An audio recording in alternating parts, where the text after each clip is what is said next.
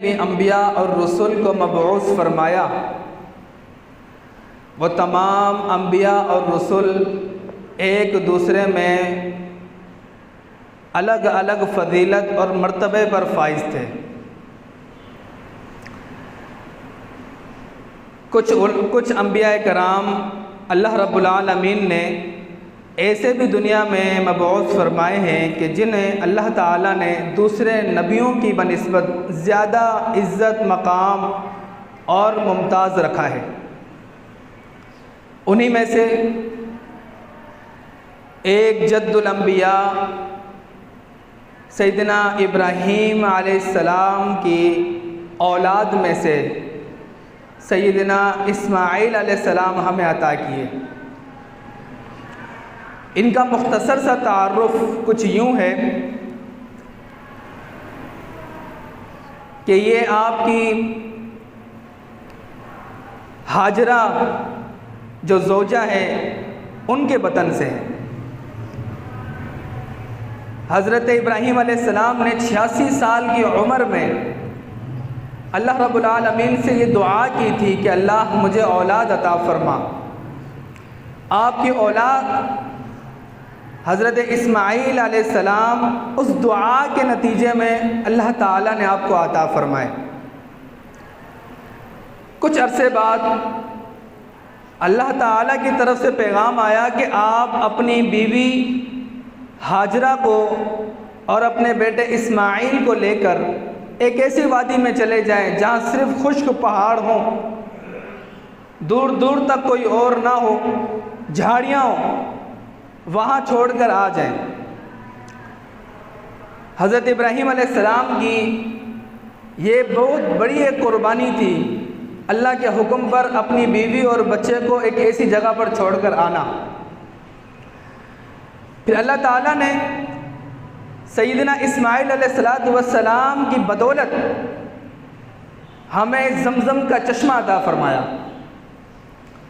اللہ تعالیٰ نے سیدنا اسماعیل علیہ السلام کی بدولت ہمیں قربانی جیسی نعمت عطا فرمائی، اور قیامت کی صبح تک یہ سنت کو جاری و ساری کر دیا، یہ چلتی رہے گی۔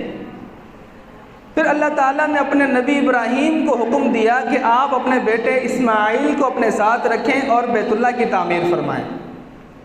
یہ مختصر سا تعارف سیدنا اسماعیل علیہ السلام کا ہے۔ آپ خطبات میں، جمعوں میں، درس و دروس میں حضرت ابراہیم علیہ السلام کی قربانیوں کو سنتے ہیں، سمجھتے ہیں، تو میں نے سوچا کہ کیوں نہ آج آپ کے سامنے سیدنا اسماعیل علیہ السلام کا مختصر سا تعارف بیان کیا جائے۔ تو میرے بھائیوں، دوستوں، بزرگوں،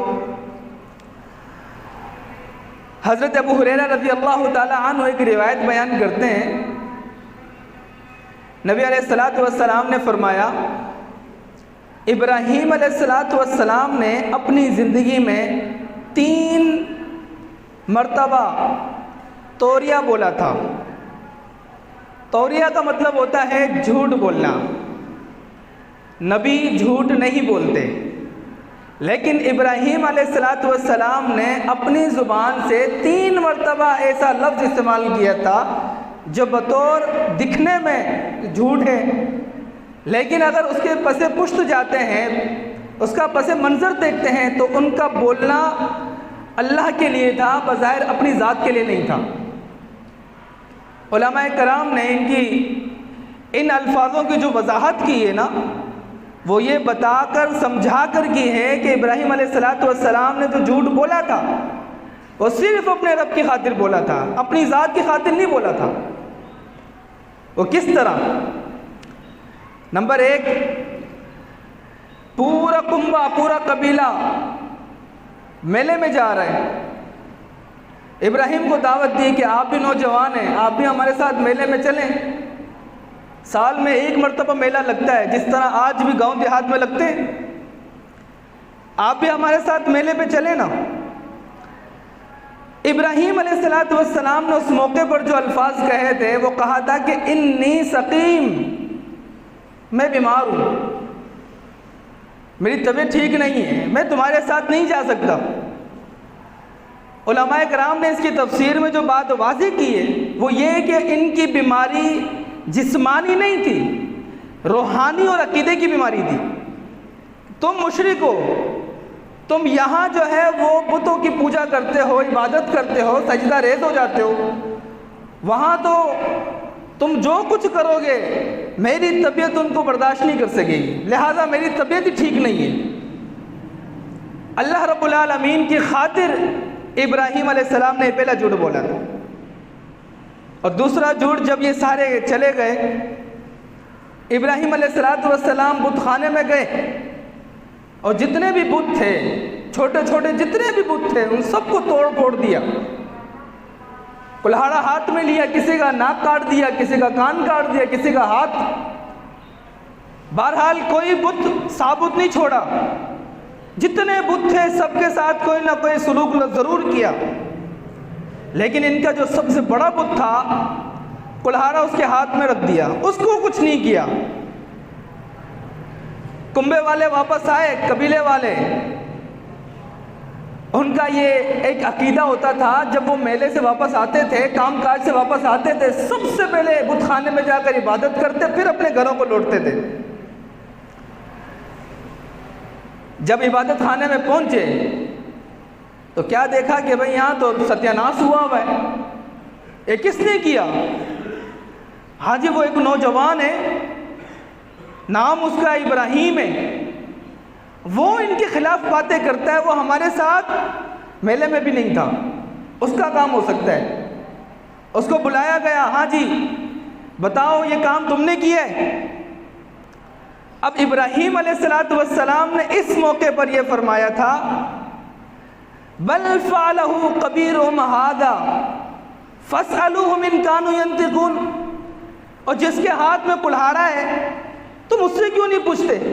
پوچھتے تم مجھ سے ہو، مجھ سے کیا پوچھتے ہو؟ جس کے ہاتھ میں کلہاڑا ہے تم اس سے پوچھو۔ اب یہاں پر ابراہیم علیہ السلام نے انکار میں جواب دیا تھا کہ یہ کام بھی میں نے نہیں کیا۔ علماء کرام نے اس جھوٹ پر بھی یہ بیان کیا تھا کہ یہ جھوٹ بھی ابراہیم نے صرف اللہ کی رضا کے لیے بولا تھا، اللہ کی خاطر بولا تھا، اپنی ذات کی خاطر نہیں بولا تھا۔ اور تیسرا جو ابراہیم علیہ السلام نے اپنی زبان سے توریہ لفظ استعمال کیا تھا، حضرت ابو ہریرہ رضی اللہ تعالی عنہ فرماتے ہیں، نبی اسلام نے فرمایا کہ ابراہیم اپنی بیوی سارہ کے ساتھ ایک سفر پہ تھے، دوران سفر ایک ایسے علاقے سے گزر ہوا کہ جس علاقے کا جو بادشاہ تھا نا بڑا ظالم تھا، سلوان بن علوان اس کا نام تھا، وہ کسی خوبصورت عورت کو جو ہے وہ بغیر کچھ کیے وہاں سے گزرنے نہیں دیا کرتا تھا۔ جب یہ گزرے تو لوگوں نے بادشاہ کو اطلاع کر دی کہ ہمارے ایک علاقے سے ایک فیملی گزر رہی ہے، میاں بیوی گزر رہے ہیں، ان کے ساتھ جو عورت ہے وہ خوبصورت ہے۔ بادشاہ ظالم تھا، اس نے سب سے پہلے کہا اس بندے کو لے کر آؤ جو اس کے ساتھ ہے۔ اس کو لایا گیا، ابراہیم علیہ السلام تشریف لائے، پوچھا بتائیں آپ کے ساتھ جو خاتون ہے، جو عورت ہے، وہ آپ کی کیا لگتی ہے؟ یہاں ابراہیم علیہ السلام نے تیسرا لفظ استعمال کیا تھا، وہ لفظ کیا تھا کہ وہ میری بہن ہے، صرف یہ تھا کہ وہ میری بہن ہے، اور کچھ نہیں بولا۔ حدیث کے اندر یہ لفظ ملتے ہیں۔ بادشاہ نے کہا ٹھیک ہے آپ جائیں۔ ابراہیم جب واپس پلٹے اپنی بیوی سارہ کے پاس آئے، آ کر کہنے لگے دیکھیں اس دنیا کے اندر اس وقت ایک آپ مومنہ ہیں اور ایک میں مومن ہوں، مومن کا بھائی ہوتا ہے، لہذا آپ میری بہن کا رشتہ بھی اختیار کر سکتی ہیں میرے ساتھ، اور میں آپ کے ساتھ بھائی کا رشتہ اختیار کر سکتا ہوں۔ مجھ سے ظالم نے پوچھا تو میں نے کہا آپ میری بہن ہیں، امید ہے کہ اس لفظ پر جو ہے وہ ہمیں یہاں سے گزرنے دے۔ اگر میں کہوں کہ آپ میری بیوی ہیں تو پھر وہ بغیر کچھ کیے یہاں سے جانے نہیں دے گا۔ اگر آپ سے پوچھتا ہے آپ نے بھی میری عزت رکھنی ہے، آپ نے میری عزت رکھنی ہے۔ سارہ علیہ السلام جو ہیں جب وہ پہنچی، ان کو بلایا گیا تو بادشاہ نے، یہ حدیث کے الفاظ ہیں، بادشاہ نے کچھ نہیں پوچھا، اپنا ہاتھ آگے بڑھایا اس کو ہاتھ لگانے کے لیے یا پکڑنے کے لیے۔ سارہ علیہ السلام نے اس وقت ایک دعا کی اللہ تعالیٰ سے، وہ دعا یہ ہے، اللہ میں نے پوری زندگی اپنے وجود کی حفاظت کی، اللہ آج تو حفاظت فرما۔ حدیث کے الفاظ میں حضرت ابو ہریرہ بیان کرتے ہیں، نبی السلام نے فرمایا اس ظالم کا ہاتھ وہیں سن ہو گیا، رک گیا، وہ زمین میں دسنا شروع ہو گیا، دستا جا رہا ہے۔ اب کہتا ہے اس سارہ علیہ السلام سے کہ آپ اللہ سے میرے لیے مغفرت کی دعا کریں، اللہ مجھے معاف کر دے۔ سارہ علیہ السلام نے دعا کی، اللہ تعالیٰ نے ٹھیک کر دیا، ہاتھ صحیح ہو گیا، دوبارہ زمین سے اوپر آ گیا۔ دوسری بار پھر کوشش کی، پھر وہی معاملہ اس کے ساتھ ہو گیا، اور تیسری مرتبہ جب کوشش کرنے لگا پھر خود پیچھے ہٹ گیا اور کہتا ہے ٹھیک ہے آپ جائیں، اور ساتھ میں اپنی ایک بیٹی جو جوان تھی، خوبصورت تھی، اور تحفے میں دی، آپ اس کو ساتھ لے جائیں کیونکہ مجھے آپ بڑی نیک لگتی ہیں، آپ اللہ والی ہیں، آپ اس کو ساتھ لے جائیں، یہ آپ کی خدمت کرے گی، بطور تحفہ آپ اس کو اپنے ساتھ رکھیں۔ ان کو ساتھ لے کر واپس آئیں۔ ابراہیم انتظار میں تھے، اللہ سے دعائیں کر رہے تھے، اور ایک روایت میں آتا ہے حالت نماز میں تھے، اور جب لے کر واپس پلٹی، لے کر ان کی بیٹی کو ساتھ لے کر آئیں، آ کر ابراہیم سے کہا کہ بادشاہ نے بطور تحفہ اپنی بیٹی آپ کو عطا کی ہے۔ حضرت ابو ہریرہ رضی اللہ تعالی عنہ کہتے ہیں، یہ جو آخر میں لفظ لکھے ہیں نا بڑے زبردست ہیں، وہ کہتے ہیں اے آسمانی پانی کی اولاد، تم اسی ظالم بادشاہ کی بیٹی کے بطن سے ہو جس کا نام ہاجرہ تھا، یعنی اسماعیل علیہ السلام جو تھے نا اسی ظالم بادشاہ کی بیٹی کی اولاد میں سے تھے۔ بات سمجھ آئی کہ نہیں؟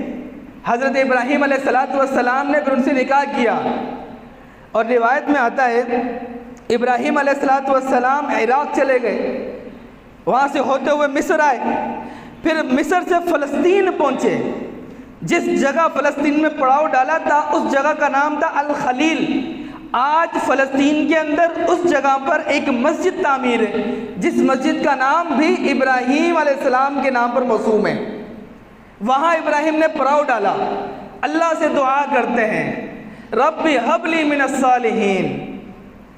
ہاجرہ سے نکاح ہو گیا تھا، سارا پہلے نکاح میں تھی، وہاں بیٹھ کر دعا کی، اللہ رب ہب لی من الصالحین، مجھے نیک لڑکا عطا فرما۔ اللہ تعالیٰ نے فوراً دعا قبول کی۔ عمر کیا ہے؟ 86 سال۔ اللہ نے دعا قبول کی فوراً، فبشرناہ بغلام حلیم، ہم نے آپ کو ایک بردبار لڑکے کی بشارت عطا کر دی فوراً۔ 86 سال کی عمر میں اللہ تعالیٰ نے پہلا بیٹا عطا کیا، جس کا نام کیا تھا؟ حضرت اسماعیل علیہ السلام۔ جیسے اللہ تعالیٰ نے حضرت ہاجرہ کو امید لگا دی نا، امید ہو گئی، اب ہاجرہ کے اندر ایک بڑا پن آ گیا۔ جس طرح ہوتا ہے خواتین کے اندر، جو خواتین امید سے ہوتی ہیں ان کے اندر ایک تکبر سا ہوتا ہے کہ بھائی اللہ تو مجھے اولاد دینے والا ہے، ایک بڑا پن آ جاتا ہے۔ تو اس بڑے پن کو دیکھ کر حضرت سارہ علیہ السلام نے ہاجرہ سے کہا تیرا رویہ ٹھیک نہیں ہے، میں ابراہیم سے کہوں گی وہ تجھے ٹھیک کرے گا۔ اب ہاجرہ یہاں سے بھاگی، ایک جگہ جا کے چشمے پہ رک گئی، وہاں ڈری ہوئی تھی، گھبرائی ہوئی تھی کہ میری تو اب شکایت لگے گی ابراہیم سے، ابراہیم نے میری پوچھ گچھ کرنی ہے تو میں کیا جواب دوں گی۔ تفسیر ابن کثیر میں آتا ہے اللہ تعالیٰ نے فرشتہ بھیجا ہاجرہ کے پاس کہ جائیں، جا کر ہاجرہ کو بتائیں کہ ڈرنا نہیں ہے۔ اس نے آ کر کہا کہ اللہ کی طرف سے پیغام آیا ہے کہ آپ کو واپس پلٹنا چاہیے، آپ واپس جائیں اور ڈرے نہیں، آپ کے بطن سے اللہ نے جو بیٹا عطا کرنا ہے آپ کو، یہ اس میں بڑی خیر ہے، بڑی بھلائی ہے، اس کا نام اسماعیل رکھنا، اور آپ کو حکم دیا جاتا ہے کہ آپ واپس پلٹیں۔ تو سارہ علیہ السلام جو ہے پھر وہ واپس پلٹتی ہیں حضرت ابراہیم علیہ السلام کے پاس۔ اس کے بعد اللہ تعالیٰ نے سارہ کو بھی امید لگائی، سارہ علیہ السلام کے ہاں بھی اسحاق پیدا ہوئے۔ اب یہ دو بیٹے ہو گئے، ایک اسماعیل ہے اور ایک اسحاق ہے۔ اسماعیل ہاجرہ کے بطن سے ہے اور اسحاق جو ہے وہ سارہ علیہ السلام کے بطن سے ہیں۔ ابراہیم علیہ السلام اللہ تعالیٰ سے دعا کرتے ہیں اور کیا کہتے ہیں؟ الحمدللہ الذی وہب لی علی الکبر اسماعیل و اسحاق، اللہ تیرا شکر ہے، تمام تعریفیں اللہ تیرے لیے ہیں، میں بوڑھا آدمی ہوں، بڑھاپے میں اللہ تو نے مجھے اسحاق بھی عطا کیا، مجھے اسماعیل بھی عطا کیا ہے۔ اولاد ملنے پر اللہ کا شکر بھی ادا کرنا چاہیے، یہ جد الانبیاء ابراہیم علیہ السلام کی سنت ہے۔ تو میرے بھائیوں دوستوں، ابن عباس رضی اللہ تعالیٰ عنہ ایک روایت بیان کرتے ہیں کہ حضرت ابراہیم علیہ السلام جو ہیں اللہ کی طرف سے حکم ہوا، اسماعیل پیدا ہو گئے، چھوٹے سے تھے، دودھ پیتے بچے تھے، ابراہیم کو حکم ہو گیا اللہ کی طرف سے کہ اپنی بیوی کو لیں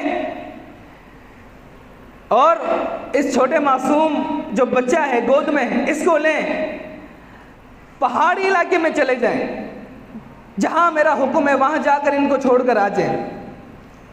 ابراہیم علیہ السلام نے حاجرہ کو تیار کیا، تھوڑا سا پانی اور کھجوریں ساتھ ہیں اور کچھ نہیں ہے، اسماعیل کو اٹھایا اور چل پڑے، تو چلتے جا رہے ہیں، مکہ کی وادی میں پہنچے جہاں بیت اللہ ہے، بیت اللہ کے بالکل قریب میں پہنچے، پہاڑی علاقہ ہے، بنجر زمین ہے، ریتیلی زمین، سخت گرمی، کانٹے دار جھاڑیاں، کھانے پینے کے لیے کوئی فروٹ کوئی اناج کچھ نہیں، پانی تک موجود نہیں، یہاں اللہ کا حکم تھا وہاں چھوڑ دیا۔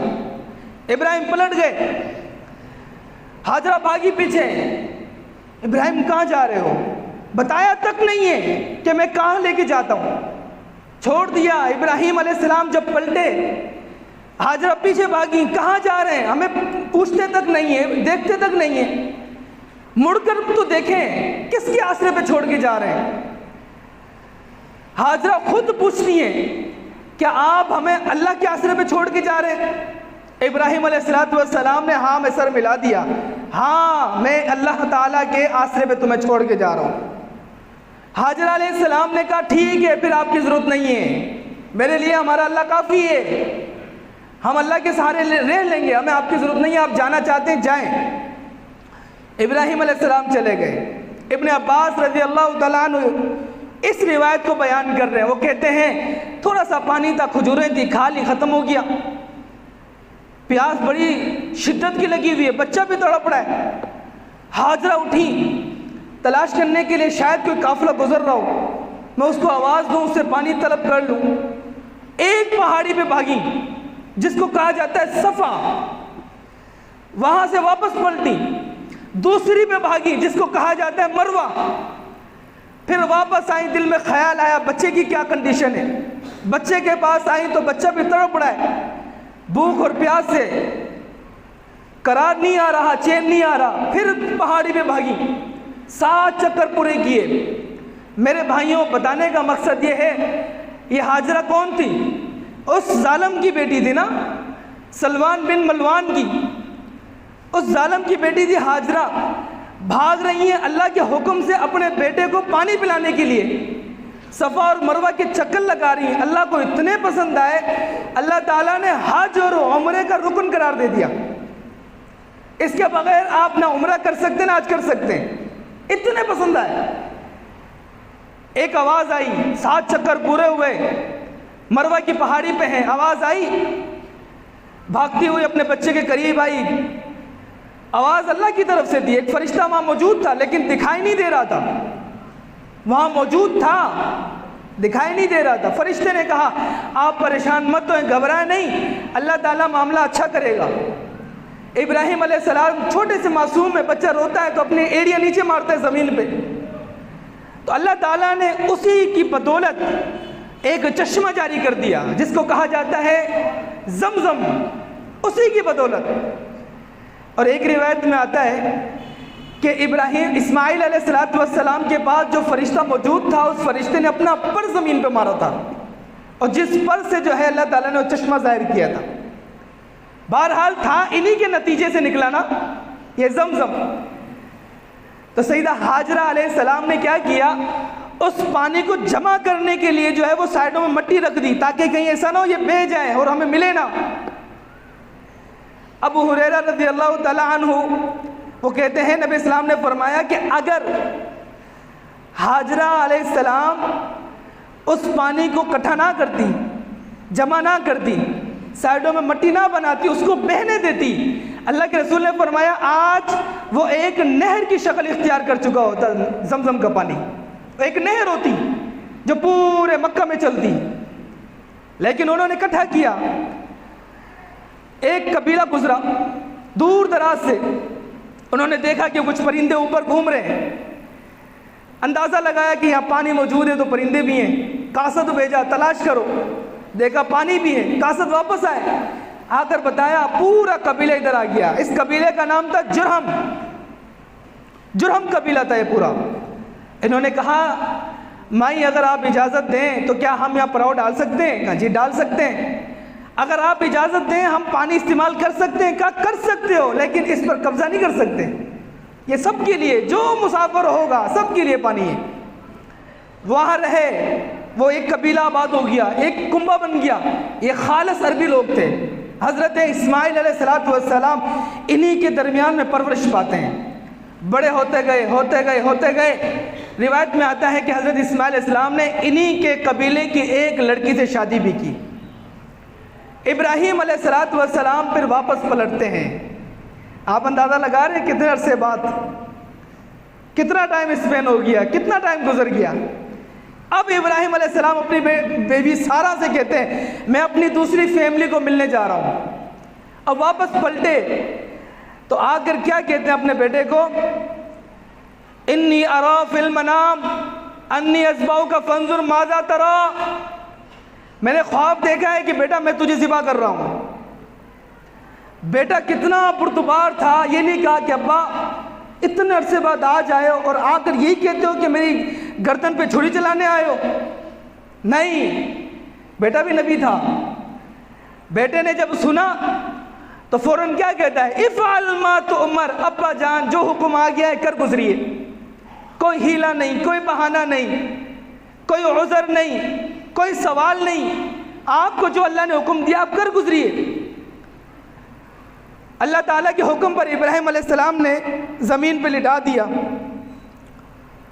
چھری رکھ دی چلانے کے لیے۔ چھری جیسے چلانے لگے اللہ تعالیٰ نے جنت سے جو ہے ایک دمبا وہ بھیجا اور اس کی قربانی ہو گئی۔ حضرت ابو ہریرہ رضی اللہ تعالیٰ عنہ فرماتے ہیں نبی اسلام نے فرمایا کہ وہ جو دمبا جنت سے آیا تھا نا، 40 سال تک جنت کے اندر اللہ تعالیٰ اس کی پرورش کرتا رہا تھا۔ 40 سال تک جنت میں وہ چڑھتا رہا ہے، کھاتا پیتا رہا ہے۔ 40 سال بعد اللہ تعالیٰ نے اسماعیل کی قربانی پر اس کو ذبح کرنا تھا۔ نبی اسلام نے فرمایا یہ صحیح روایت ہے۔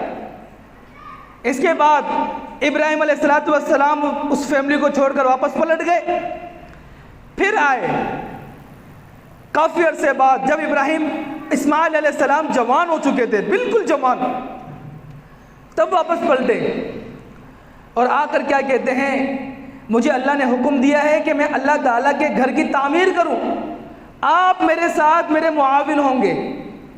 اللہ تعالیٰ نے ابراہیم کو حکم دیا کہ آپ نے بیت اللہ کی تعمیر کرنی ہے۔ ابراہیم علیہ السلام نے اس موقع پر کہا کہ کہاں کرنی ہے، مجھے تو جگہ کا پتہ ہی نہیں ہے، تعین ہی نہیں ہے جگہ کون سی ہے۔ اللہ تعالیٰ نے ایک ہوا چلائی، زوردار ہوا، اس ہوا نے زمین کی مٹی کو اڑایا، مٹی اتنی اڑی کہ مکہ المکرمہ کے بالکل سینٹر کے اندر جو ہے جہاں بنیادیں حضرت آدم علیہ السلام نے ڈالی تھی، اس کے بعد حضرت نوح نے ڈالی تھی، وہ بنیادیں واضح ہو گئی اللہ کے گھر کی، وہ بنیادیں باہر آ گئی۔ جب مٹی چلی تو مٹی اڑتی گئی، وہ بنیادیں باہر آ گئی۔ نوح علیہ السلام کے دور میں جو طوفان آیا تھا، اس طوفان کی وجہ سے بیت اللہ بالکل دب چکا تھا، اور جب یہ باہر آیا تو حضرت ابراہیم اور حضرت اسماعیل علیہ السلام نے مل کر پھر بیت اللہ کی تعمیر شروع کی، بنانا شروع کیا۔ حضرت ابراہیم بوڑھے ہو چکے تھے، بڑی عمر تھی، بہت ضعیف تھے۔ آپ ایک پتھر پہ کھڑے ہو گئے جس کو مقام ابراہیم کہا جاتا ہے، اور اسماعیل کو حکم دیا، اسماعیل پتھر اٹھا کے مجھے دینے، میں بیت اللہ کے اوپر لگاتا جاؤں گا۔ اسماعیل ڈھونڈ کے پتھر لاتا اور آ کر ابراہیم کو دیتے۔ ابراہیم جو ہے وہ طریقے کے ساتھ لگاتے جاتے، دیوار بنتی جاتی، 4 دیواریں مکمل ہو گئی۔ اب ابراہیم نے اسماعیل سے کہا ایک ایسا پتھر لاؤ جو بڑا خوبصورت ہو، جس سے پتہ چلے کہ یہ اللہ کا گھر ہے۔ اسماعیل تلاش میں نکل گیا، ڈھونڈتے رہے، نہیں ملا، تھک گئے، ایک جگہ بیٹھے، نیند آ گئی، اسماعیل سو گئے۔ ابراہیم کے پاس اللہ تعالیٰ نے جبریل کو بھیجا اور حجر اسود دے کر بھیجا، کہا یہ جنت کا پتھر ہے، اس کو آپ یہاں لگائیں، اس سے دنیا والوں کو پتہ چل جائے گا یہ اللہ کا گھر ہے۔ وہ پتھر وہاں نصب کر دیا گیا، لگا دیا گیا۔ اسماعیل جب بیدار ہوئے، واپس آ کے دیکھتے اتنا خوبصورت پتھر۔ نبی اسلام نے فرمایا جب جنت سے وہ آیا تھا دودھ سے زیادہ سفید تھا، اور دودھ سے زیادہ سفید تھا وہ حجر اسود۔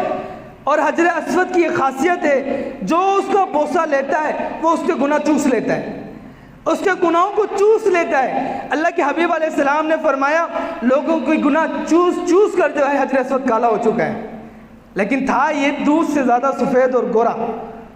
اسماعیل علیہ السلام نے جب دیکھا تو پوچھا کہ بھائی اتنا زبردست پتھر کہاں سے لائے؟ بتایا یہ اللہ کی طرف سے آیا، یہ جنت کا پتھر ہے۔ تو یہ حضرت اسماعیل علیہ السلام کا تذکرہ تھا۔